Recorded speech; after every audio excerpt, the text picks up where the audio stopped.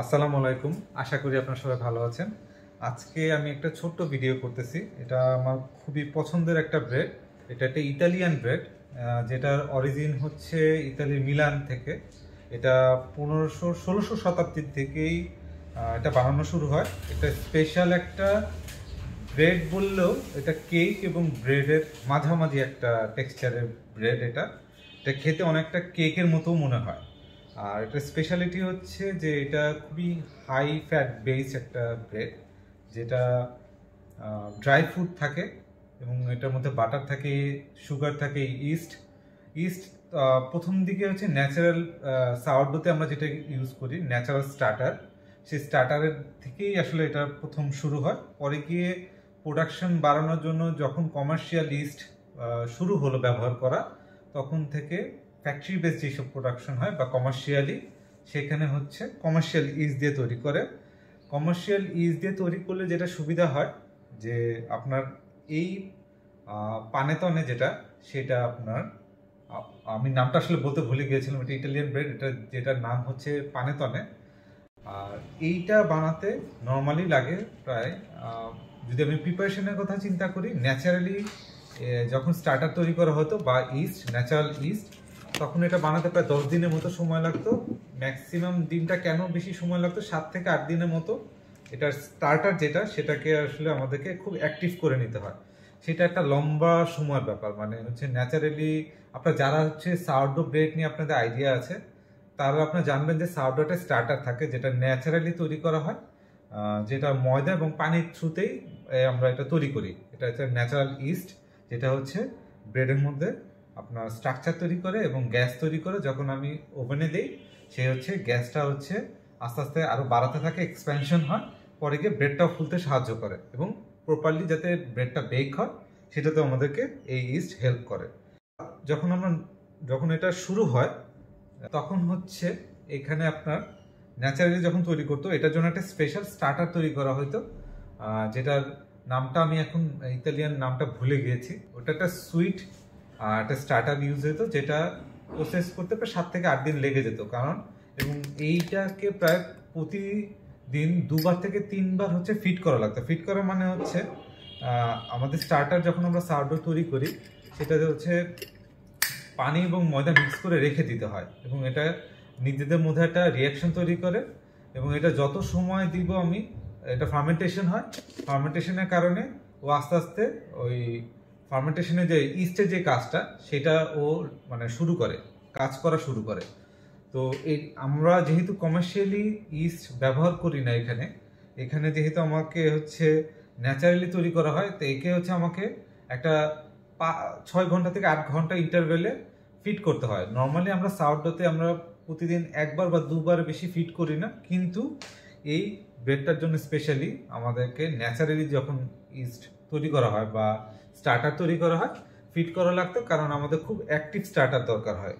Normally আমরা সাওয়ারডোতে স্টার্টারে sugar তেমন ব্যবহার হয় না, মানে কোনো একটা স্পেসিফিক রেসিপি ছাড়া আমরা কখনোই সাওয়ারডোতে চিনি ব্যবহার করি না। তো আমি এখানে যেটা আপনার বানানো হয়েছিল এই পানাতনেটা, এইটা হচ্ছে আমি সাওয়ারডোর আমি সাওয়ারডোর স্টার্টার দিয়েই তৈরি করেছিলাম। স্পেশাল এই ব্রেডটায় এখানে হচ্ছে প্রচুর আপনার মিষ্টি জাতীয় উপকরণ অনেক বেশি থাকে। যেমন এখানে প্রচুর ড্রাই ফ্রুট ইউজ হয়, ড্রাই বেরি ইউজ হয় এবং আপনার এখানে চিনি ব্যবহার হয়। সো প্লাস হচ্ছে এটাতে অনেক বেশি ফ্যাট থাকে। তো ফ্যাট যে কোনো ডোতে যখনই ফ্যাট থাকে, সেই ডোতে যদি আপনার স্টার্টার যদি স্ট্রং না হয়, তাহলে এটা ফুলাতে হেল্প করে না। তো আপনারা বলতে পারেন তাহলে আমি ইস্ট দিয়ে কেন করি না। আমার আসলে রিসেন্টলি আপনার আমার সব 1-2 মাসের মধ্যে ভিডিওগুলোতে দেখবেন যে আমি অনেকগুলোই ম্যাক্সিমামই আমি সাওয়ারডো ব্রেডই বানাচ্ছি এবং ডিফারেন্ট স্টাইলে আমি সাওয়ারডো স্টার্টার দিয়ে অনেক স্টাইলের ব্রেড বানিয়েছি। আপনার ফকাচিয়া হোক, পিৎজা হোক, আমি জাপানিজ মিল্ক ব্রেড বানিয়েছি, ক্লাসিক সাওয়ারডো বানিয়েছি বা হার্ব বেস বানিয়েছি, আরও অনেক ভ্যারিয়েশন আছে ওগুলার। তো আমার অনেক দিন ইচ্ছা ছিল যে আমি পানেতনে করবো, বাট এটা আসলে প্রসেসটা একটু লেন্দি বলে করা হচ্ছিল না, বিভিন্ন মানে আমার নানান স্কেডিউলের কারণে। তো আমি এটার জন্য স্পেশালি আলাদা একটা স্টার্টার তৈরি করেছিলাম প্রায় 5 দিন ধরে। যেহেতু আমার আগেই একটা অ্যাক্টিভ স্টার্টার ছিল, তাই আমার আর এত দিনের সময় 10 দিনের মতো সময় লাগে নাই। তো এটার জন্য আমি আলাদা করে আমার স্টার্টারের সাথে আমি আর একটু প্রসেস করে এটা সুইট স্টার্টারের মতো বানিয়ে নিয়েছিলাম। সেটা 5 দিন আমার সময় লেগেছিল। তো গতকালকে রাতে আমি বেক করেছি। তো আপনাদেরকে একটা মজার জিনিস দেখাতে হবে যে পানেতনেতে বেক করার পর একটা জিনিস করতে হয়। এখানে দেখবেন যে আমার এখানে একটা বোলের মতো আছে, কিন্তু দেখবেন এটাকে আমি এভাবে ঝুলিয়ে রেখেছি। আমি এটা আবার একটু স্পষ্ট করে আপনাদেরকে দেখাচ্ছি। এখানে দেখবেন যে দুটা এরকম স্টিকের মতো মেটাল একটা স্কিউয়ারের মতো। তো এটার মধ্যে আমি একটা মোল্ডের মতো, এটা আমি এটা আসলে পেপার দিয়ে বানিয়েছি। যেহেতু পানেতনের জন্য আমরা স্পেশাল একটা কাপ ব্যবহার করি, যেটা আগে পাওয়া যেত। হচ্ছে এই ধরনের মেটাল প্যান ইউজ হতো, যেটা হচ্ছে অনেক উঁচু থাকতো। তো সেইটা আমার কাছে আপাতত নাই। তো আমি আলাদা করে একটা পেপার, হার্ড পেপার দিয়ে এরকম একটা বানিয়ে নিয়েছিলাম।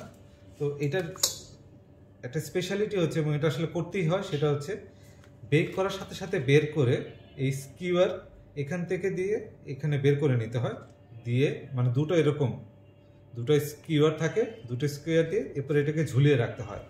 রিজনটা হচ্ছে এখানে প্রচুর ফ্যাট ইউজ হতে থাকে। তো হাই হিট পাওয়ার পর যেরকম এটা অনেক বেশি উঠে, যখন ও টেম্পারেচার ছেড়ে দেয়, যখন আমি ওভেন থেকে ওকে বের করে ফেলি, তখন যদি আমি নর্মালভাবে এই পজিশনে রেখে দিই, তখন ও চেষ্টা করবে চুপসে যেতে।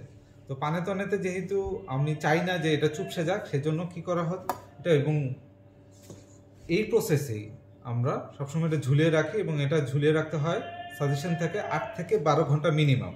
এভাবে ঝুলিয়ে রাখলে পরে গিয়ে যে স্ট্রাকচার যেটা থাকে, যেটা একটু থাকার কথা, যদি আমি না ঝুলিয়ে রাখতাম সেটা চেপে আর একটু নিচে নেমে যেত। তো আমি যদি এটাকে উল্টে ঝুলায় রাখি, তখন আরও নিচে যাওয়ার কোনো অপশন থাকে না। ও যেই শেপটা থাকে, বেক আমি যতটুকু করেছিলাম ততটুকুই বেক হয়। তো এটা আমি এটা যখন স্কিউয়ার ঢুকানো হয়, তখন আমি ভিডিওটা করতে পারি না, তখন আমার হাতে সময় ছিল না। তো এটা আমরা জাস্ট এরকম থাকে সিস্টেমটা, আমি আবার দেখাচ্ছি।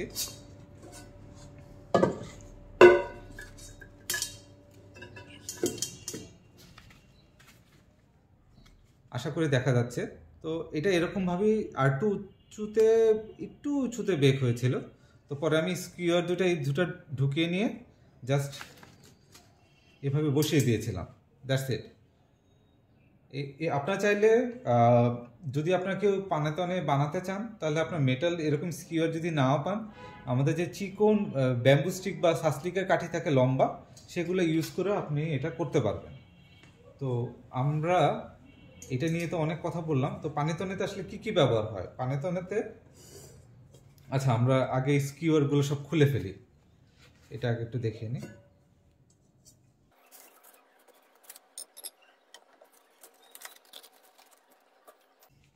আমি 3-4টার মতো করেছিলাম। তো আমি একটু দেখাচ্ছি আরেকটা করেছিলাম। আমি কয়েকটা স্টাইলে আসলে করেছিলাম, এটা আপনাদেরকে ভিডিওতে আমি দেখাবো। আমি যখন এটাকে স্কোরিং বলি আমরা, এটাকে একটু কেটে দিতে হয়। তো কেটে দেওয়ার সময় এখানে আমাদের একটা বাটার দিতে হয়। আমি 2-3টা ডিফারেন্ট স্টাইলে ইচ্ছা করে বাটার দিয়ে দেখেছিলাম যে কোনটাতে কেমন টেক্সচার আসে, দেখতে কেমন হয়। এটা স্কোরিংটা আমি কিভাবে করেছিলাম, এটাকে আসলে ফুলাতে দিতে হয়। ফুলাতে দিতে হয় প্রায় তিন গুণের মতো। নর্মালি আমি দিয়েছিলাম, ধরেন এতটুকুর মতো আমি ডো দিয়েছিলাম, এটাকে আমি 3 গুণের মতো ফুলাতে দিয়েছিলাম। পরে গিয়ে সে ওভেনে গিয়ে আরও রাইস করে অল্প একটু কমে গেছে, এরকম হচ্ছে এটা সিস্টেম। তো এখানে আবার মাঝখানে একটু বাটার দিতে হয়।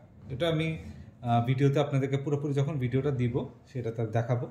এই ডো স্পেশালিটি হচ্ছে এটা খুবই হাইড্রেশনের চেয়ে অনেক বেশি, মানে এখানে হাইড্রেশন এবং ফ্যাট অনেক বেশি থাকে, কারণ এখানে আমাদেরকে পানি ব্যবহার করতে হয়েছে, দুধ, বাটার ব্যবহার করতে হয়েছে, আমাদেরকে ডিমের কুসুমও ব্যবহার করতে হয়েছে। প্লাস এটা হচ্ছে অনেক বেশি সুইট, কারণ এখানে আমরা চিনি ব্যবহার করেছি, ক্যান্ডিড অরেঞ্জ, এখানে খেজুর ব্যবহার করেছি, কিশমিশ 2 ধরনের ব্যবহার করেছি, সাদা এবং কালো কিশমিশ 2 ধরনের।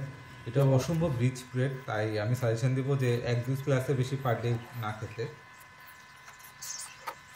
আর এটা হচ্ছে আমার একটা এক্সপেরিমেন্টাল স্কোরিং করেছিলাম, এবং এটার মধ্যে আরেকটা এক্সপেরিমেন্ট ছিল। এগুলো আমি একটু কম সময় প্রুফিং করেছিলাম, মানে ফুলতে দিয়েছিলাম, বাকিটা আমি ফ্রিজে রেখে দিয়েছিলাম, কারণ আমার অন্য স্কেজুল থাকার কারণে এটা বেশি ফুলে গেলে সমস্যা হতো। বাট আমি ইচ্ছে করে দুটাতে আর একটু বেশি ফুলাতে দিয়েছিলাম, দেখার জন্য যে আসলে কী হয়। তো এটা হচ্ছে আমি ইচ্ছা করে অনেক সময় নানান এক্সপেরিমেন্ট করি জানার জন্য আসলে। এক এক প্যানে করছি, যেমন এটা একটু ছোটো প্যানে ছিল দেখে রাইস একটু বেশি করেছে। এটা আমি অন্যভাবে স্কোরিং করেছিলাম বলে এটা দেখতে এরকম হয়েছে। তো আমি সবগুলো আপনাদেরকে কেটে দেখাবো কোনটা কেমন হয়।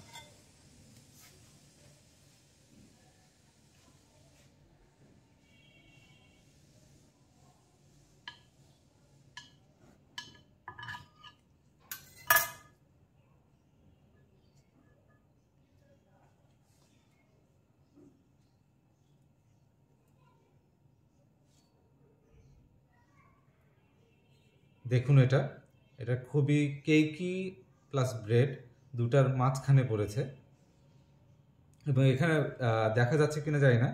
এখানে দেখেন ক্যান্ডিড পিল যেগুলো, প্লাস হচ্ছে রেজিন, হোয়াইট রেজিন যেগুলো, এখানে সবই, প্লাস এখানে কিন্তু ক্যান্ডিড অরেঞ্জও ছিল, যেটা আসলে স্ম্যাশ করা ছিল দেখে ডোর ভিতরে ঢুকে গেছে। এটা এভাবে আলাদা করে বোঝা যাবে না।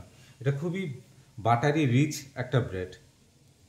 তো এটা ছোট প্যানে করেছিলাম, তাই এটা বড় হয়েছে এবং এটা আসলে প্রপার টেক্সচারে চলে এসেছে। এখন আমরা আরেকটা কেটে দেখব।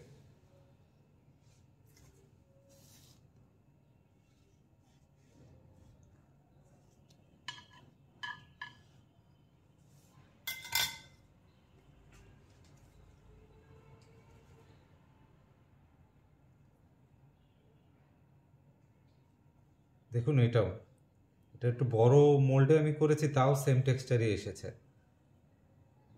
এগুলো আমি একটু কম সময় প্রুফিং করেছিলাম, মানে ফুলতে দিয়েছিলাম, বাকিটা আমি ফ্রিজে রেখে দিয়েছিলাম, কারণ আমার অন্য স্কেজুল থাকার কারণে এটা বেশি ফুলে গেলে সমস্যা হতো। বাট আমি ইচ্ছে করে দুটাতে আর একটু বেশি ফুলাতে দিয়েছিলাম, দেখার জন্য যে আসলে কী হয়।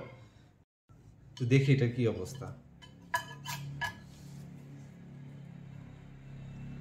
এটা আসলে অনেক সুন্দরই এসেছে, শুধু স্কোরিংটা একটু আলাদা করার কারণে দেখতে এরকম, বাট জিনিসটা খুবই ইন্টারেস্টিং। এবং এইখানে আসলে বাটার ছিল, মেল্ট করা বাটার।